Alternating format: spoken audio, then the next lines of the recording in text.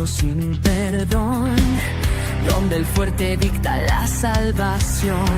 Fui solo un hombre entre la multitud, pero algo oscuro despertó en mi luz. El tiempo arde en cada misión, cargando secretos en mi prisión. Una voz en mi mente susurra el plan: no eres humano ni bestia, vas más allá. Mi batalla es bajo mi piel, siento el poder romper mi fe, pero si caigo me alzaré otra vez. No hay marcha atrás, sangre y sombra, mi destino arderá. Con colmillos de fuego romperé la oscuridad. Un sistema me guía, pero elijo mi final, porque el monstruo en mí aprendió a luchar. ¿Quién soy si el mundo me teme? Un héroe, un error que tiene, pero si es por ellos moriré.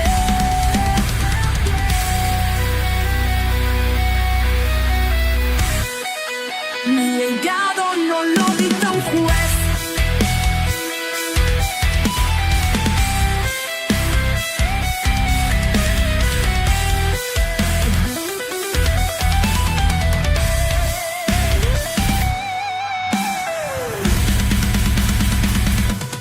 Sangre y sombra, no me voy a rendir. Cada herida en mi alma me obliga a seguir. Romperé las cadenas, escribiré mi verdad. Este vampiro ya no mira atrás. Un paso más y el mundo sabrá quién fue Diego en realidad.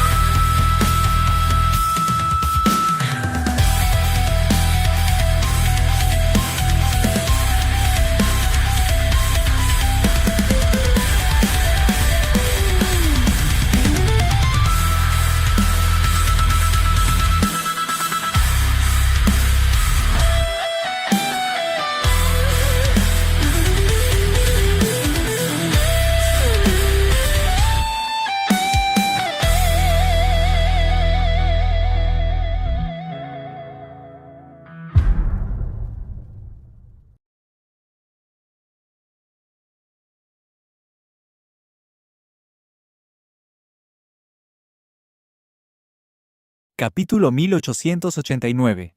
La expansión de la muerte. Las noticias sobre las grabaciones de AJ se propagaron por todo el mundo. Su video generó cientos de debates, y los titulares cambiaban cada 15 minutos. ¿Se retirará el líder Katz, Zinón? ¿Quiénes son los héroes que derrotaron a la bestia misteriosa? ¿Quién es el chico zombie? ¿Quién es la amante Katz del chico zombie? La red se llenó de elogios hacia lo que Pedro había hecho. Sin embargo, el clip más visto fue el del beso entre él y Lucia, tal vez no por el beso en sí, sino por lo que el llamado chico zombie hizo después. Luego del beso, Pedro se apartó y sostuvo a Lucía por los brazos. ¿Pedro?, susurró ella con una voz suave, mirándolo a los ojos. ¿Tú sientes lo mismo? Pedro no respondió. Permaneció en silencio, la miró por un momento, y finalmente la soltó.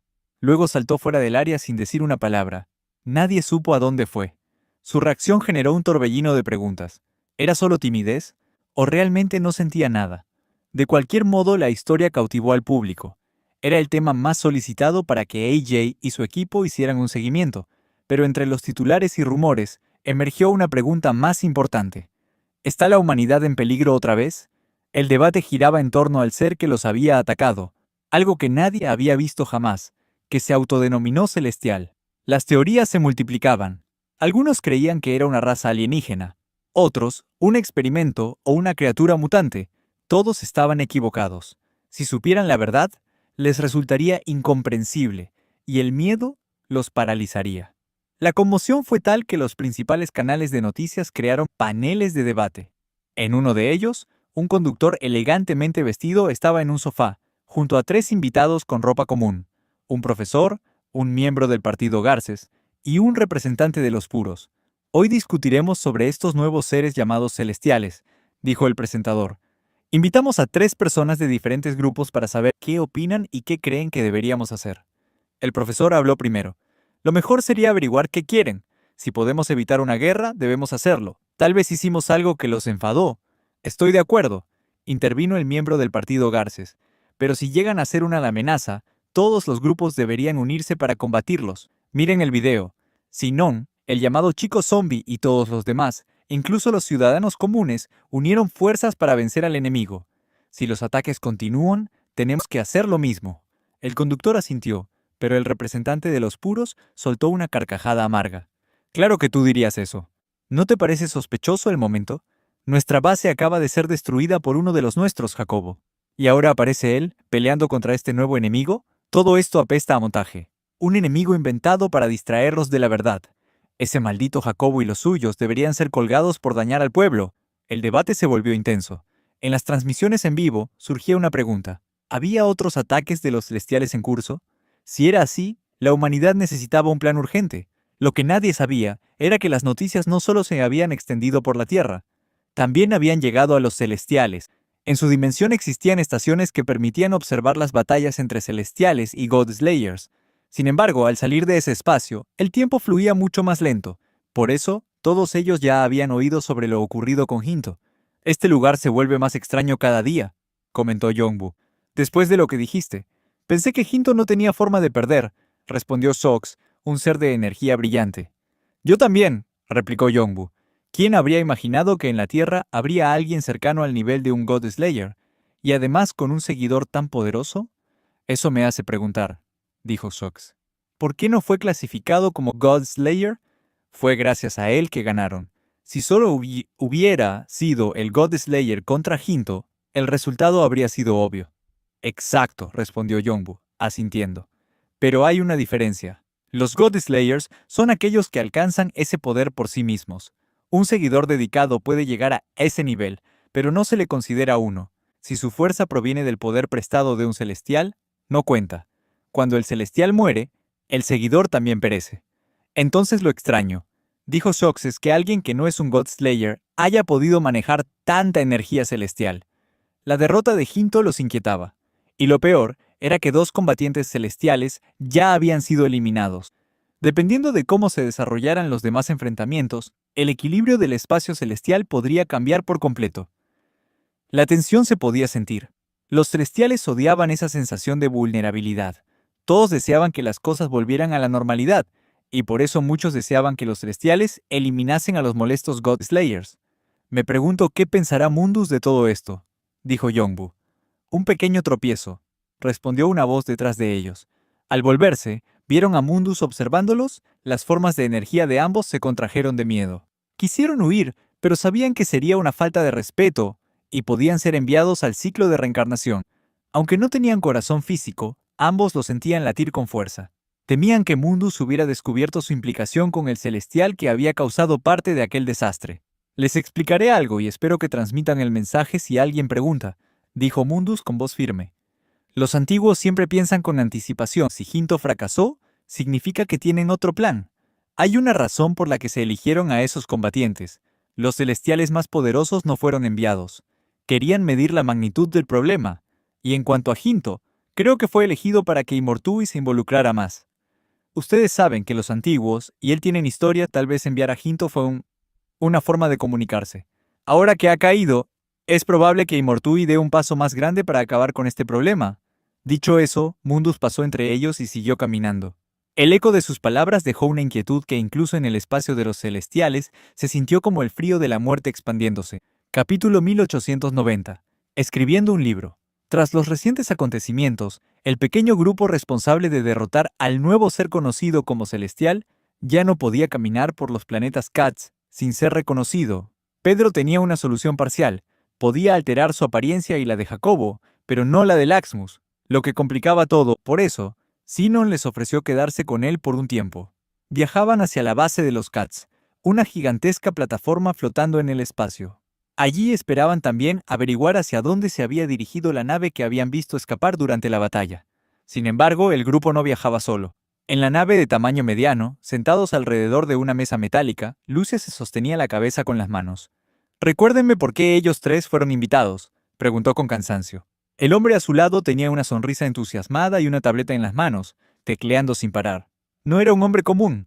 Se trataba del intrépido reportero Aid, famoso en todo el sistema. Ahora mismo, uno de los temas más hablados en la red es ustedes dos, dijo AJ con un brillo en los ojos. El chico zombie y su misteriosa compañera. No grabaré nada que no quieran, solo tomo notas de mis observaciones. Además, cada vez que intento hablar con él, temo que me rompa la cara. AJ dirigió la mirada al rincón de la sala, donde Pedro estaba de brazos cruzados, observando en silencio. Había recuperado su cuerpo tras alimentarse y reunir sus extremidades, y parecía completamente restablecido. Durante el viaje, AJ no paró de hacer preguntas. ¿Cómo funcionaba el cuerpo de Pedro? ¿Qué era aquella energía que había liberado? ¿O cómo podía seguir en pie tras todo lo ocurrido? Pedro simplemente lo ignoraba, hasta que el reportero tocó un tema que le desagradó. ¿Qué sentía por Lucía? Esa fue la única vez que Pedro reaccionó, y sus palabras bastaron para congelarle la sangre. Si sigues preguntando, te atravieso la cabeza. Desde entonces, AJ decidió dirigir sus preguntas a Lucía, quien al principio respondió con educación, pero al tocar temas sobre los celestiales, su actitud cambió por completo. Se cerró por completo. Sabía que divulgar eso solo generaría pánico mundial. No olviden que fue gracias a AJ que pudieron salir de allí sin que los lincharan. Intervino Vanessa, que viajaba junto a ellos. Los otros dos invitados eran Vanessa y Lucas, una pareja de vampiros que se habían colado en la nave siguiendo a AJ después de ayudarle con su reportaje y darle el video del siglo. El periodista los había contratado como asistentes. Ellos, encantados, aceptaron. Amaban la aventura, pero sin arriesgar el cuello. «Exacto», añadió Lucas con una sonrisa. Gracias al reporte de AJ sobre su ubicación al norte, todos los demás periodistas corrieron hacia allá. Así pudimos abordar esta nave sin que nadie nos notara. Creo que unas cuantas preguntas no les harán daño. Sinon, sentado al otro extremo, golpeó la mesa metálica con un ruido seco. Aún no tenía sus brazos de carne, llevaba brazos biónicos, bastante comunes en esa época. Por ahora eran modelos genéricos, pero planeaba viajar luego a Ciudad Garces para visitar a Lorenzo y conseguir los mejores. «Escuchen bien», dijo con firmeza. «Todo lo relacionado con los celestiales es información restringida. No me importa que hablen entre ustedes, pero hay límites. Desde ahora, ningún tipo de transmisión en vivo ni publicación sin autorización. Todo lo que graben o escriban deberá pasar primero por nosotros. Y si llegan a divulgar algo sensible, como ubicaciones o información de otros, la facción Cats entera se moverá para silenciarlos. Ni su dinero, ni sus contactos podrán detener eso». AJ tragó saliva. Su ética de reportero se retorcía al escuchar que le censurarían su material, pero no tenía alternativa. Asintió en silencio. Con eso resuelto, Sinon se volvió hacia Jacobo, quien resultaba más fácil de tratar que Pedro. «Les prestaré una nave y las coordenadas que necesitan, pero después de eso, ¿qué piensan hacer? ¿Aún buscan a Zero?», preguntó. AJ sintió cómo le ardían los oídos. No podía reportarlo, pero no dejaba de escuchar. Zero, el líder de los puros. Claro, tiene sentido que Jacobo lo busque después de haber destruido su base. Algo debió pasar. Y ahora viaja con uno de los que interrumpieron la boda de los encadenados. Todo está conectado, pero no sé cómo. Sé que están centrados en su misión, continuó Sinon, pero ese ser los atacó por una razón. ¿No creen que podrían estar atacando a otros también? No tengo dudas, respondió Jacobo sin titubear. Pero también debes entender, Sinon, que la humanidad ha pasado por mucho. Hemos crecido más de lo que nadie imagina. Pensaron que podrían acabar con nosotros fácilmente, pero se equivocaron. Sus palabras estaban llenas de convicción. En su mente, solo una figura le daba sentido a esa fe: Diego. Después de enfrentarlo, Jacobo sabía que era casi imposible imaginar a alguien capaz de derrotarlo. Ni siquiera un dios. Recordó el combate. Si Ginto y Diego se hubieran enfrentado, ¿quién habría ganado? Aunque Diego tenía menos técnica, Jacobo había aprendido a no subestimarlo. Su fuerza venía de su adaptabilidad, su instinto y su crecimiento en plena batalla. «Tenemos que seguir», intervino Pedro. «Es por Diego, debemos limpiar su camino, quitarle peso. Ese hombre ya hizo suficiente por este mundo, es hora de que descanse. ¿Diego? Preguntó Vanessa sorprendida. ¿Hablan del gran héroe Diego Talen? ¿Todo esto lo hacen por él? Le parecía extraño que trabajaran por alguien que, según todos, estaba muerto. Incluso en esa pelea, él me ayudó, dijo Pedro con voz grave. Las miradas se cruzaron. La afirmación levantó más preguntas. No creo que tengamos que preocuparnos por él, comentó Jacobo.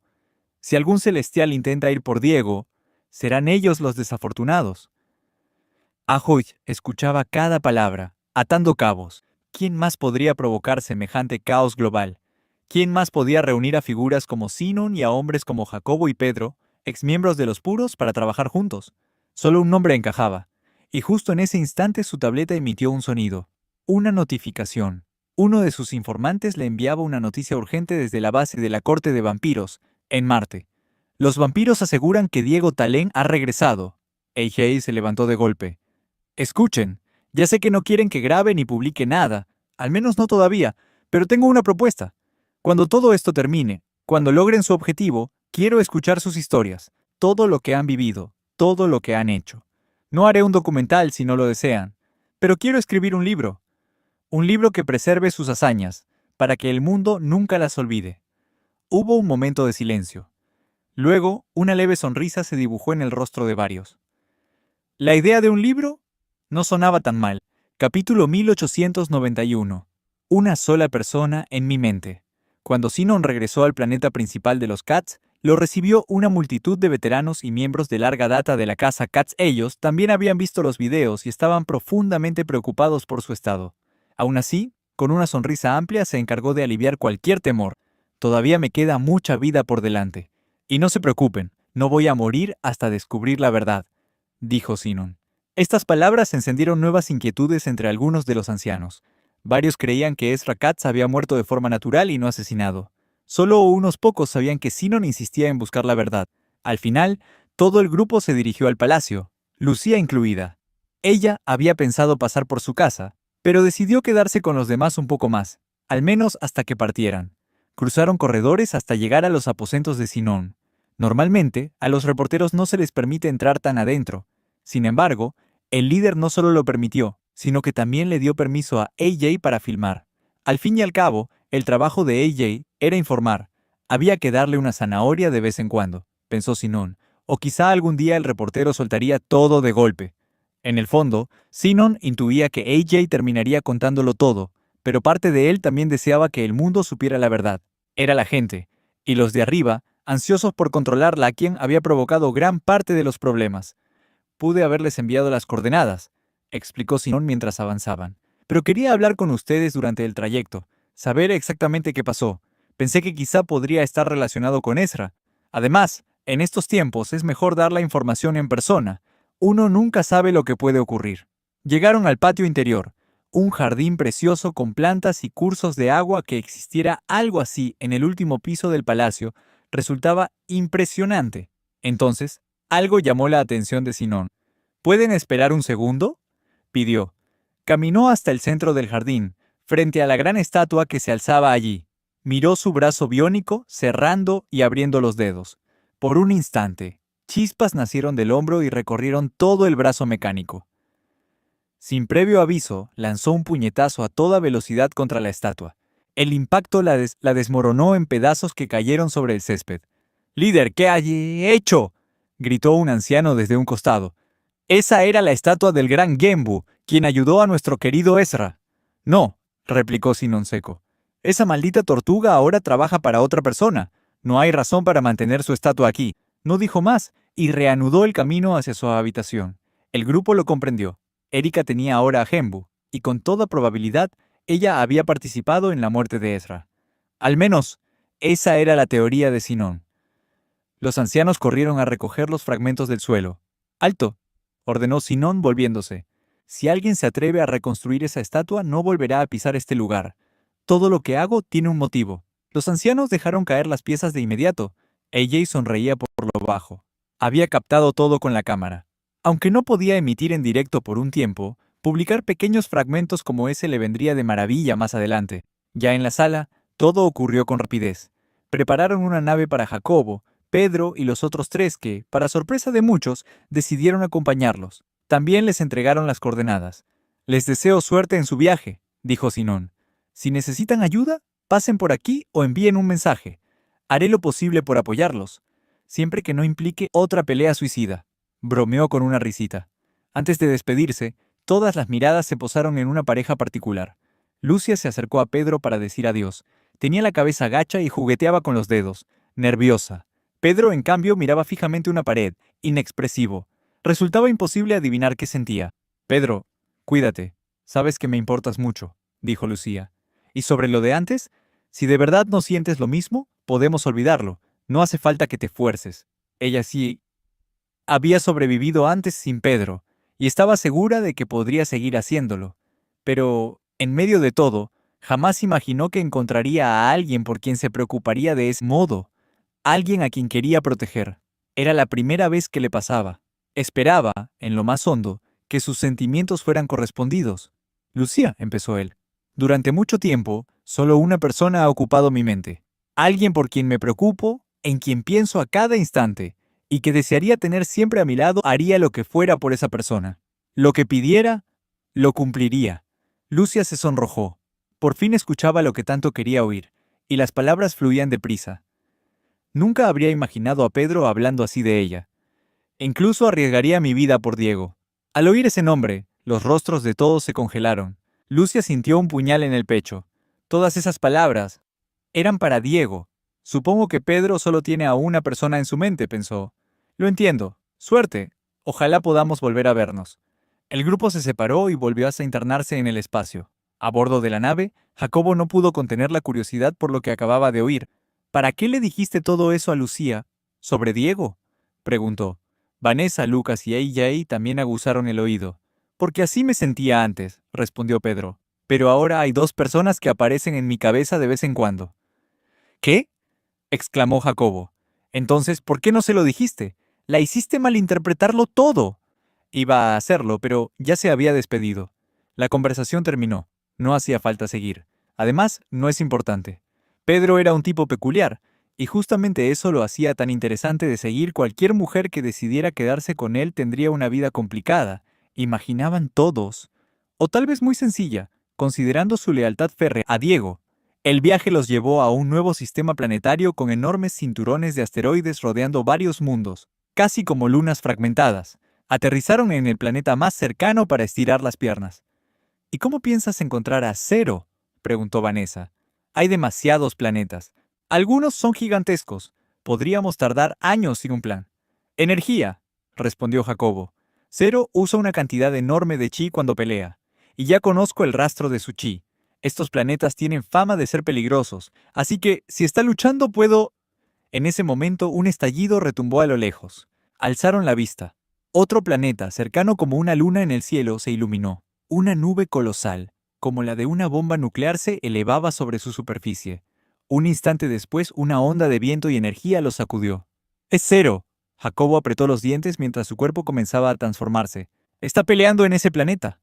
Capítulo 1892. Marpo Cruz contra el mundo celestial. En un sistema solar muy, muy lejos de la Tierra, sobre un planeta que alguna vez fue habitable, el celestial conocido como Tumun había sido enviado allí. La misión, asignada por Mundus, parecía sencilla para los celestiales, un encargo sin complicaciones. Aunque no todos ellos habían combatido contra asesinos de dioses, Tumun tenía una reputación sólida. Pertenecía a uno de los grupos de dioses más centrados en la batalla, conocidos por su poder y fuerza bruta. A diferencia de otros celestiales que se limitaban a acumular puntos celestiales o a dejar que las cosas siguieran su curso, estos imponían su voluntad sobre los mundos que gobernaban con puño de hierro, obligando a sus súbditos a cumplir sus condiciones sin descanso. Esa tiranía solía provocar rebeliones. Los mortales crecían en poder e intentaban derrocar a sus opresores, pero los dioses siempre eran más fuertes y los aplastaban sin dificultad.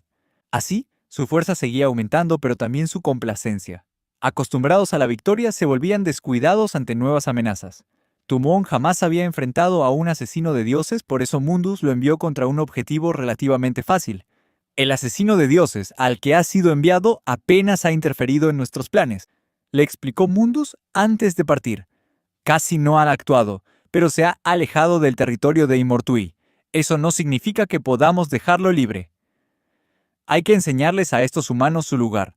La tarea, según Mundus, debía ser rápida y sin contratiempos. Y cuando Tumun llegó a un edificio extraño, con paredes de vidrio por todos lados y un humano esperándolo al frente, pensó exactamente lo mismo. Será pan comido.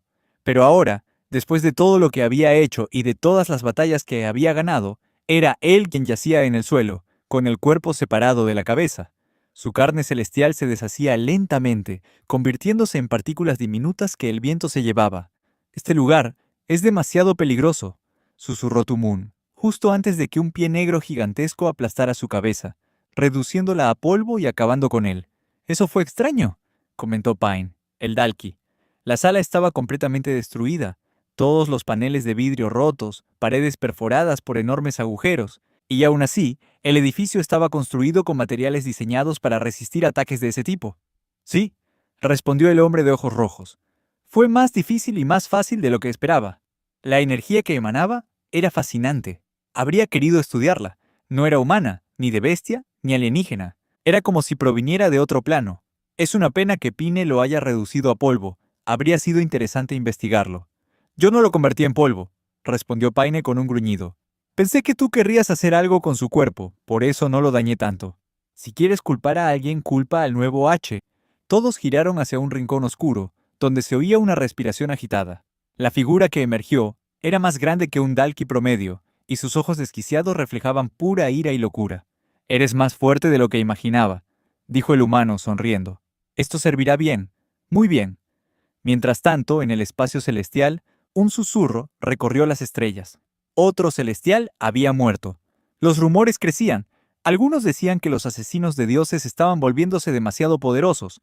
Otros creían que cualquiera enviado contra ellos era, en realidad, enviado a la muerte. Si incluso Tumun, el que tenía la misión más fácil, había sido destruido, significaba que algo andaba muy mal.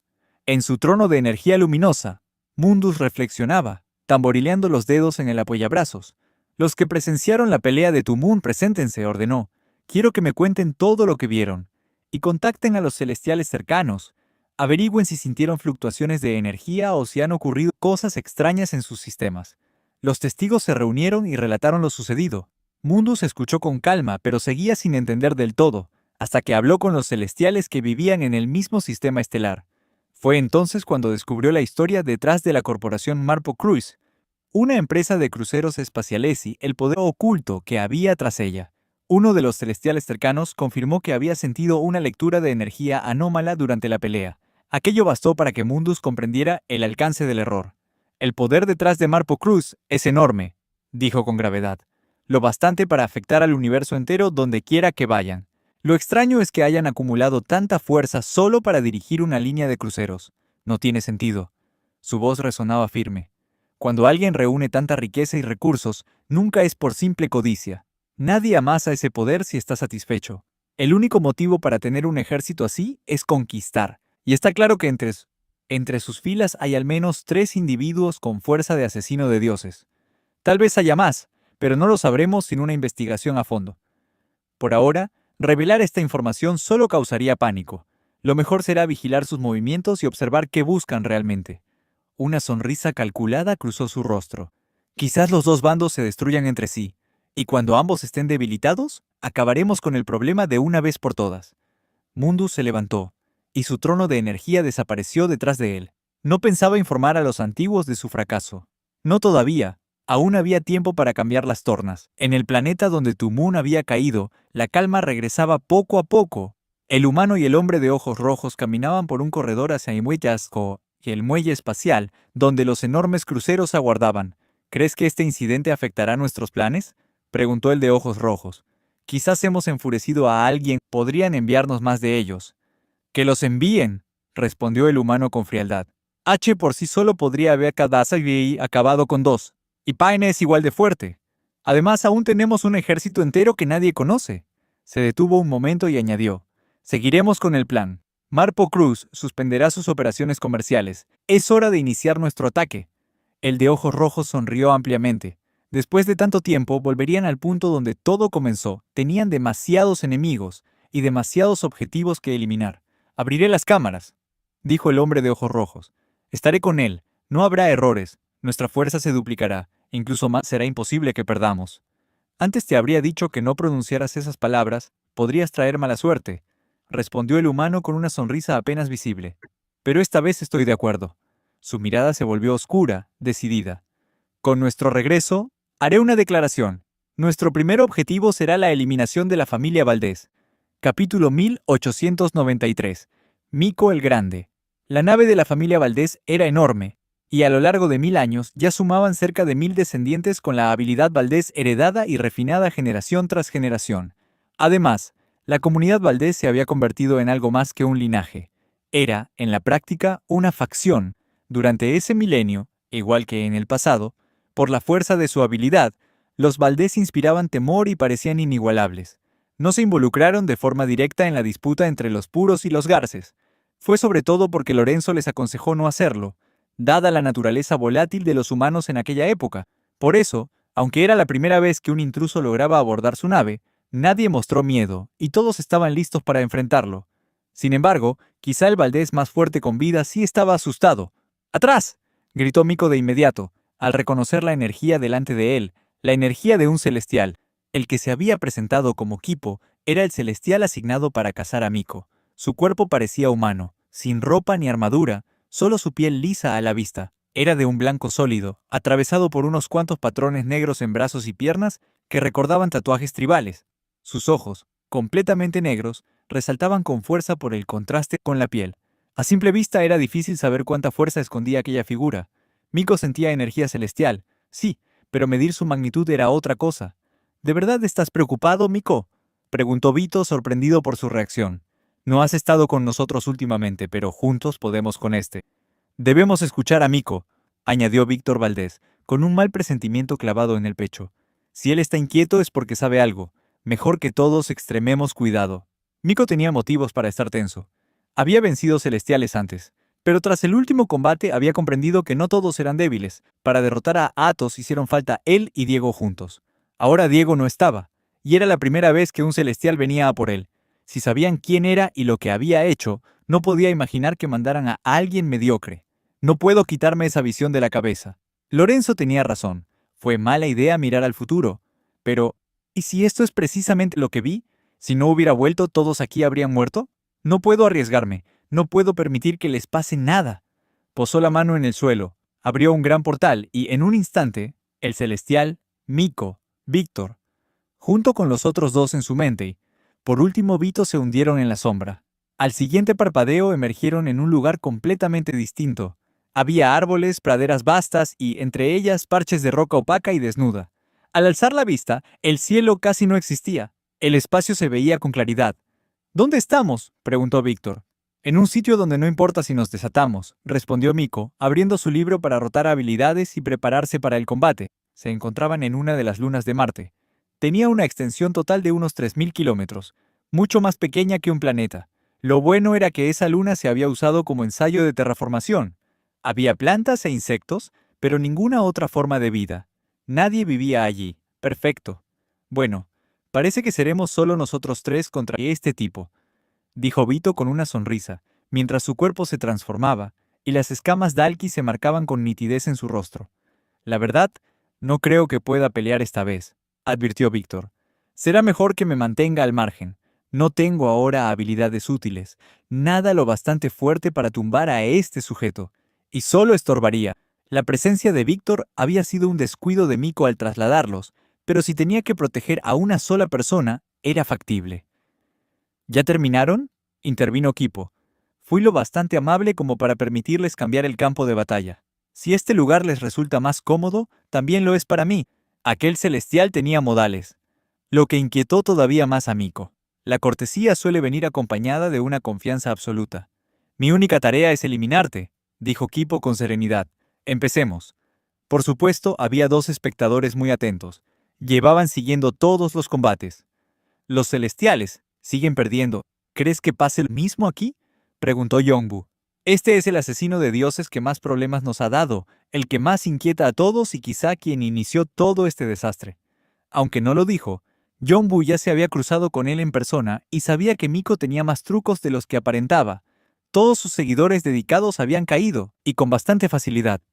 «Deberías conocer a Kipo», respondió Sox. Aunque hablamos de Jinto como uno de los más peligrosos, Jinto no era el más fuerte.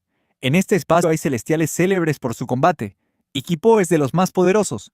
Incluso Yonbu había oído su nombre, lo que ya era mucho en un mar de dioses. Aún así, se había concentrado tanto en sus propios mundos que ignoraba por qué Kipo imponía tanto respeto. «Recuerda lo que acabas de decir», prosiguió Shox. «Mundus sabe que este asesino de dioses es peligroso. Tras ver su lucha contra Athos, nadie enviaría a un debilucho, y Kipo no lo es en absoluto. Hay dos datos que todos deberían saber de él. Primero, no nació celestial. Como Athos, se convirtió en uno. Eso ya habla de lo que superó. No sé su historia completa, pero el segundo dato es incluso más llamativo. Kipo jamás ha pasado por el ciclo de reencarnación. Ha vivido muchísimo, sin experimentar la muerte ni una sola vez.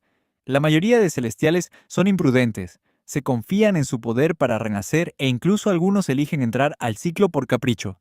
Pero entiende esto, Kipo estuvo en la Guerra Blanca. Al oírlo, Yonbu comprendió por fin por qué era impresionante que nunca hubiera reencarnado. La Guerra Blanca había sido la única guerra librada en el espacio celestial en tiempos antiguos. Sin duda, concluyó Shox, de todos los enviados a cazar asesinos de dioses, Kipo es de los más fuertes, y quizá uno de los mejores combatientes entre los celestiales a diferencia de otros.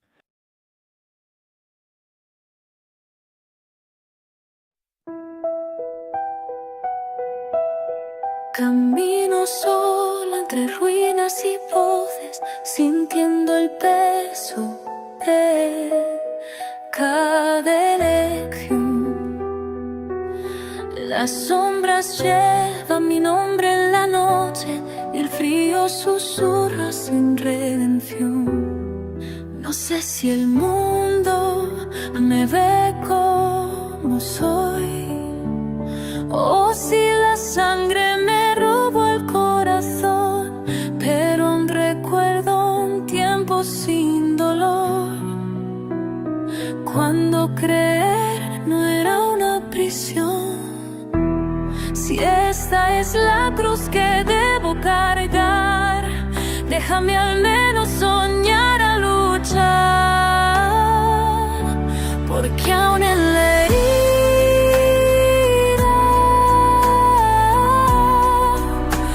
hay luz que sangra y brilla.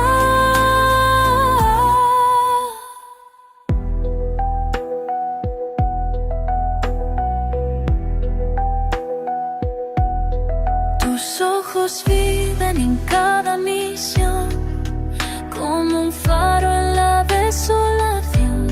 Y aunque el destino me rompa la piel, yo no dejaré de proteger. Si he de caer, que sea de pie, con tus recuerdos grabados en mi ser. Y si mañana no puedo seguir, al menos sabrás que luché por ti. Viejo,